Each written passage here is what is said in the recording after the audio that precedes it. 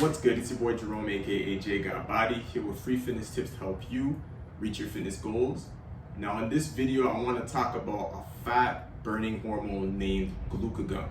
Alright, now glucagon actually acts antagonistically to the hormone insulin. Alright, now insulin, to recap, is a hormone that's secreted in the pancreas and it regulates sugar. Right, I talk about it a lot because it is one of the biggest fat storing hormones, because when you have resistance to the effects of insulin, what ends up happening is insulin takes all those nutrients that don't get put into the cell and it stores it as fat. Right, now glucagon also gets released in the pancreas, but it's actually used to burn off fat.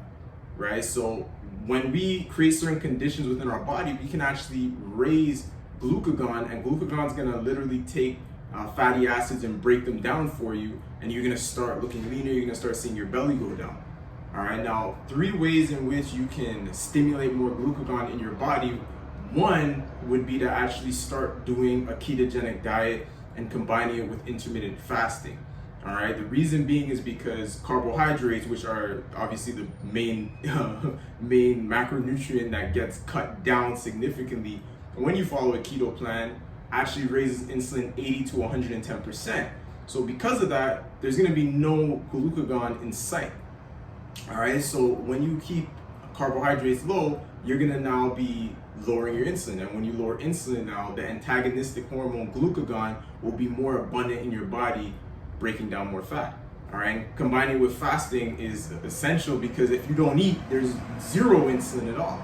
Right, so you're going to be definitely burning fat during those hours in which you're fasting. So I always recommend doing like 7 hours of eating during the day to start, and then 17 hours of fasting. All right, now the second thing you can do is high intensity interval training.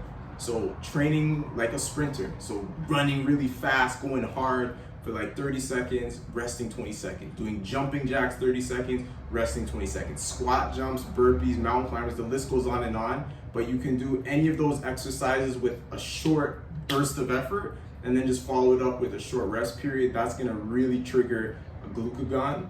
All right, now the third thing you can do is actually have your last meal hours before you go to sleep. So if you sleep at 9 or 10, have your last meal at like 4 or 5 p.m.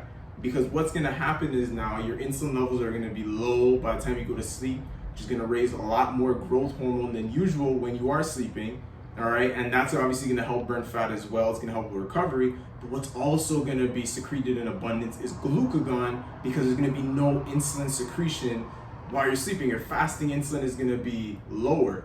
All right, and a bonus tip you could actually follow through with is have apple cider vinegar on top of that. So go to bed on an empty stomach and have the apple cider vinegar. That's gonna lower your blood sugars and essentially lower insulin. All right, now if you like this video, please leave a like, drop a comment below, and subscribe so we can spread the message of good health and fitness. All right, peace. Knew they was about to slay.